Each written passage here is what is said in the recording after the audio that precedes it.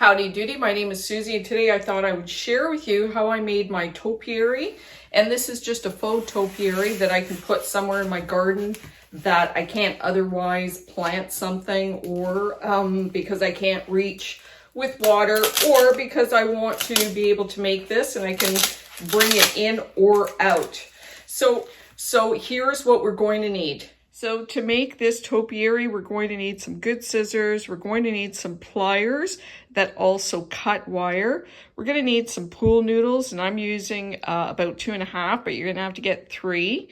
We're going to need some wire coat hangers. We're going to need a glue gun, and this is my larger glue gun with hot glue, because this is what we're going to use to bond the pool noodles together. Not only will it adhere it, but it actually melts the styrofoam plastic of the pool noodles and creates a really good seal. We're going to use some spray paint in brown, and this is for plastics. And we're going to need some thin gauged wire, and this is just going to help adhere our boxwood, or our faux boxwood, plastic boxwood, just fake plastic boxwood that I bought from Amazon, and it comes in these 10 by 10 inch sheets. We're also going to need a base for our topiary. We're going to need a long, straight branch, and we're going to need some vines, as well as some branches, which we're going to add to the center just to make it a little bit more authentic. So let's get started.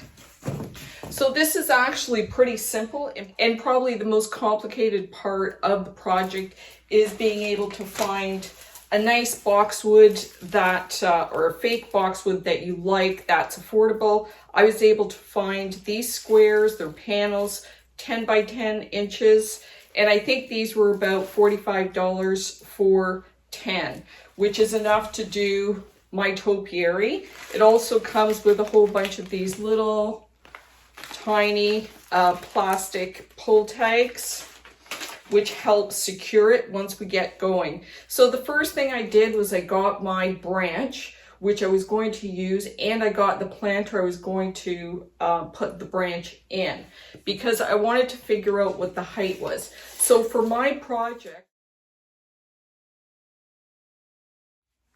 so you can see that the planter that I used, the milk jug, is about 18 inches, and then I've got 44 inches above that as my topiary. So from floor to the top of the topiary, it's about 62 inches. So just keep that in mind. And the other tip is you want to use a vase that has a good depth in order to be able to hold up that topiary so that it doesn't get knocked around. Now the milk jug that I was using does have some weight to it, so I didn't want to fill it up with additional weight like stones or concrete. So what I did was I filled it up with styrofoam.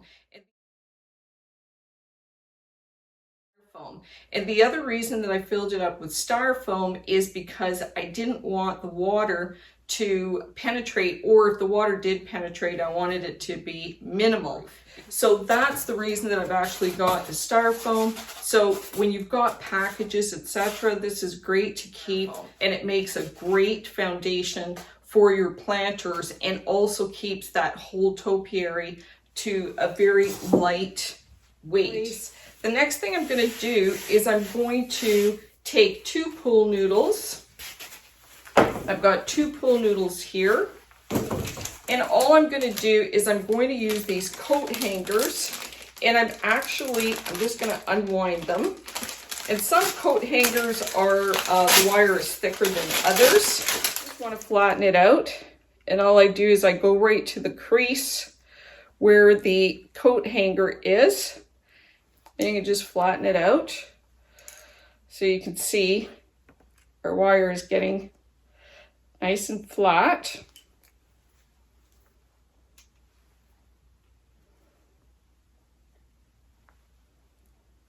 And it makes it easier to bend into place if you've got the pliers just holding it still, and then you can make your bend. And you can see you're getting it pretty straight. Be a little bit more difficult to straighten out. So there we've got the hook, and the whole length. So you've got the whole length of your wire hanger, and then you're just going to feed it right through. You're going to feed it right through, and the wire, an average coat hanger, it comes down to about here, so you don't have any wire for this amount, but that's okay. And then this part, where we've got the loop, what we want to do is just bend this down.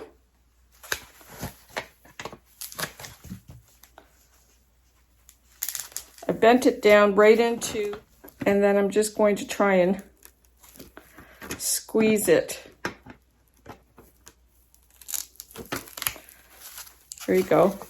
So it's locked into place, and we've still got a little loop so we can connect this.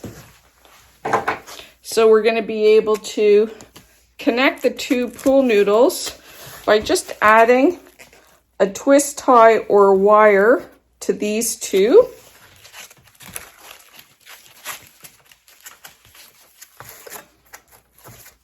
See, the two are wired together, and I'm going to be able to do this and glue one to the other. And the way that I'm going to do that is I'm going to hot glue gun around here, and then I have to hold it together for at least 5 minutes, because not only will the glue solidify and glue the two pieces together, but it's going to melt this foam and it's going to become one piece. So we're just going to add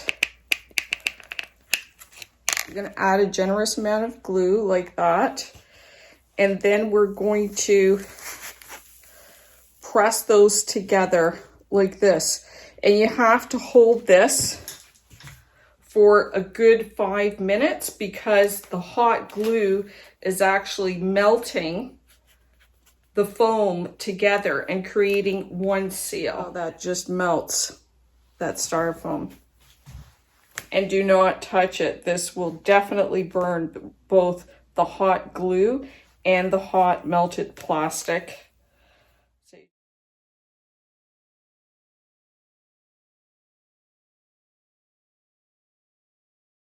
Together as one. So this is pretty solid. So it will take you about a good 5 to 10 minutes to hold on to this and applying a little pressure. So now we've got our long tube, and we're going to start from the bottom. The wire goes to about here, but what you want to start doing is you want to do small bends, deliberate bends in the wire. Okay, so here, this is where the wire starts. So I'm doing my deliberate small bends as I go around, and I'm twisting it as I'm going around. You have to bend it all the way along the way if you want it to keep its shape. But basically, you're creating this type of shape. So this we're going to attach midway or wherever you like, tree branch that we've cut for our tree, so that we can hold this into position.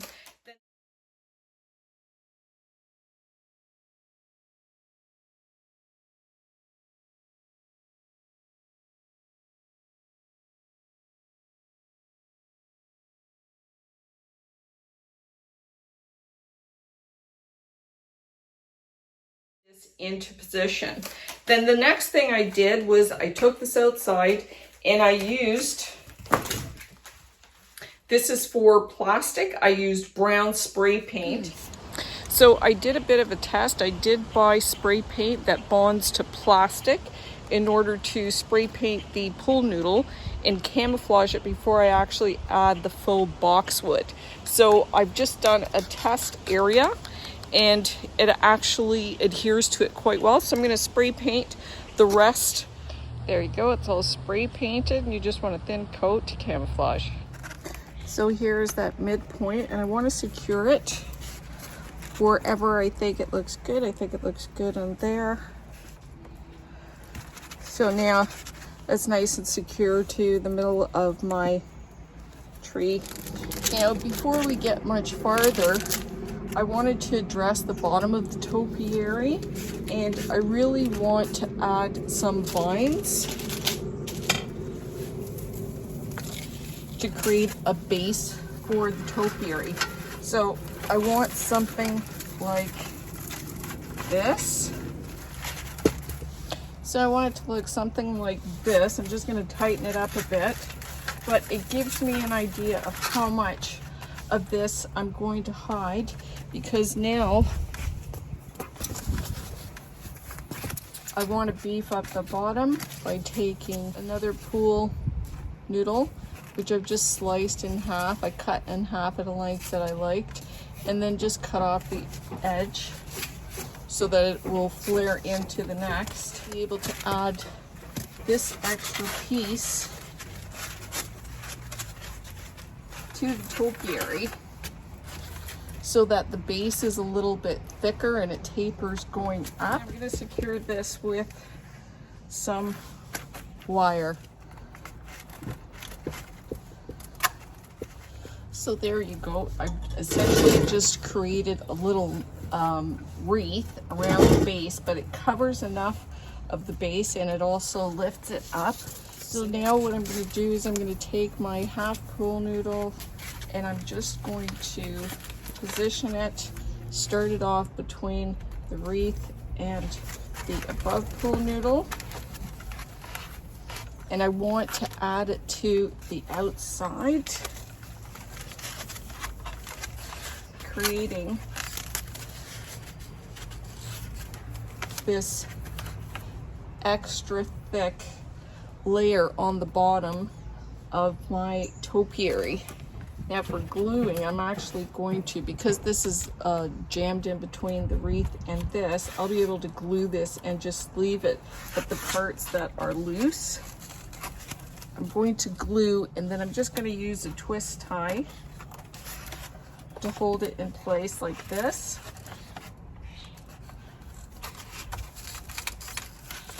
So that I really get a good adhesion.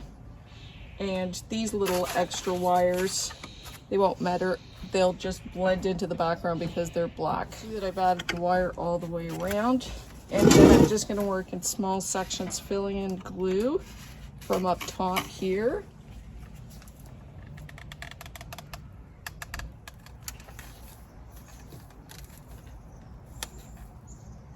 So this is the boxwood. It comes like this. This is the back.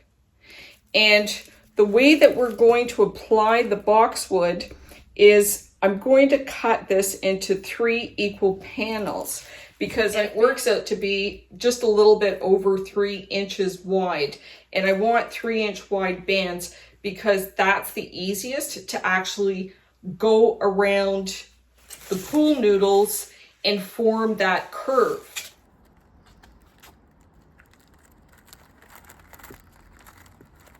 And it's a lot easier than pulling off every single one of these little buds, even though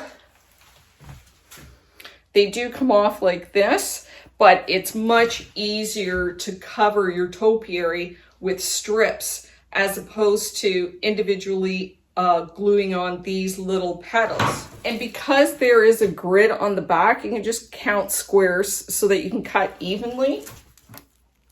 And you can see how easy it is to cut through that grid.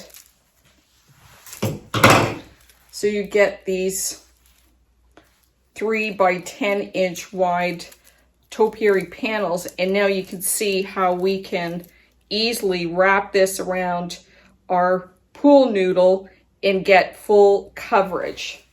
The very first piece on the top, in order to get it started, what I did is I took my first panel and I took the nice, not the part that I cut, but I took the nice straight edge and just fold it over. Fold it over, meeting those 2 pieces together like this. And basically I sewed this up the side. So you can just start it with some wire, twist it around. And then what we're doing is we're sewing these 2 parts together So all I did was just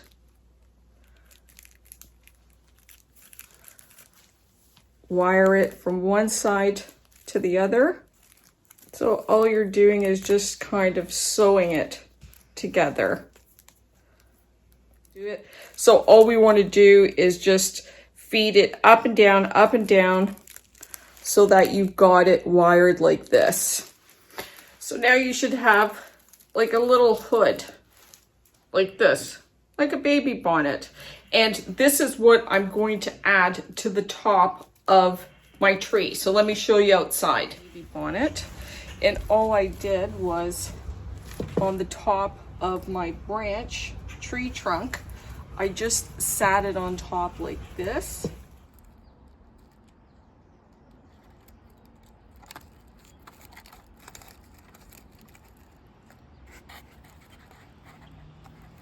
Sat it like this, and I was actually able to use these two edges to connect the next piece of my branch, and you just keep going all the way down.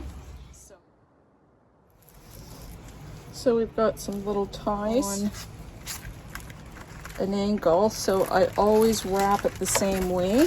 I'm going to try and match it up with the last one over here. And it's going to turn around, and I want to bring it under so it catches it here. So once you've got it secured, I'm going to secure it here, and I'm also going to secure it here. But you can see, then once I like the position, then I just leave it tied in like that. And then I'm going to go down and attach this one underneath here.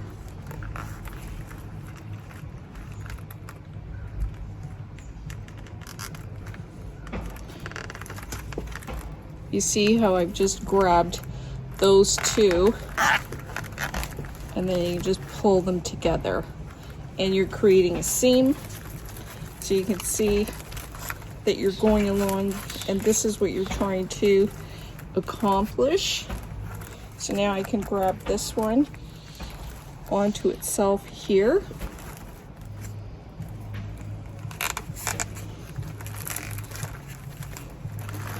And there you go. So you can see, if I turn it up like this, I've got a straight edge here, and it's turned here, so that's the next place. So I'll start the next piece here. Wrap it around. So I want to close in this part, then wrap it around and grab it here. It just continues to create this curve, and then the next one will add here and wrap it around. So you can see, if I was to unwind it, they're always in these curled shapes, and then you just secure it to the last ones as you go all the way down. So as the foam gets wider, because we've added this extra piece, then we're no longer going to be able to do this curve like this. You're going to find that you might have to just wrap it around and join it this way and keep going around. So the angle is going to be not as drastic because we're covering more. I'm going to wrap it, I'm going to overlay it a bit so you can see we don't have as much starting because this is thicker. Once you get close to the bottom, you got to really finagle. And now we're getting close to this part. So I think I'm just going to wrap them like a single layer around here, like this. I'll add one more, taking my last pieces, and I'm wrapping them around, and I'm going to secure them on top.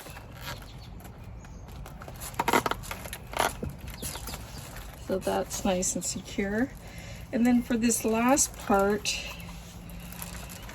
what I'm going to do is I'm going to take the last 2/3 and I'm going to cut 2 squares, not lengthwise, but right across. And this, I'm going to just wrap on the inside, and I'm going to tuck it between the wreath and the foam. You probably notice all the little Boston or boxwood little leaflets falling off. Well, what we're going to do in the end is, when we've got a gap like this, for instance right here, if you can see it, we're going to come in and we're just going to hot glue it in place like this, and we'll be able to fill in that little gap. So keep all the leftovers, and there you go. So I've just tucked it in between the wreath and the foam. My topiary, and this is the time to adjust the curls, and I would recommend, if you want to space them out better, then you could just use some wire, wrap it around and secure it to the center so that your layers are evenly spaced. So now I've got these just dried branches.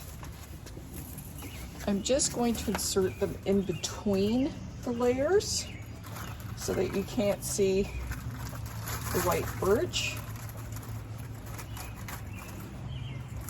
And you can glue them, but they're holding on their own.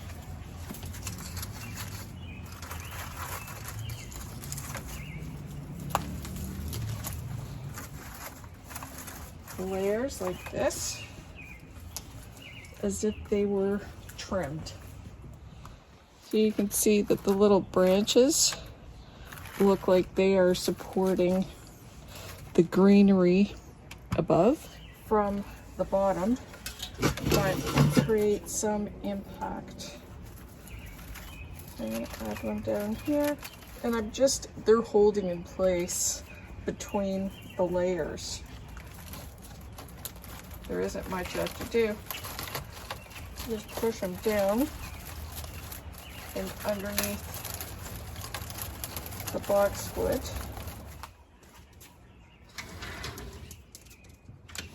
So the topiary turned out fantastic. I'm really pleased with it. I know exactly where I'm going to put it. So I think that it worked out really great. And if you enjoyed this video, I hope you give me a like. If you try this and you like it, I hope you share it. And if you'd like to see more content, I hope you subscribe. Until next time, happy planting.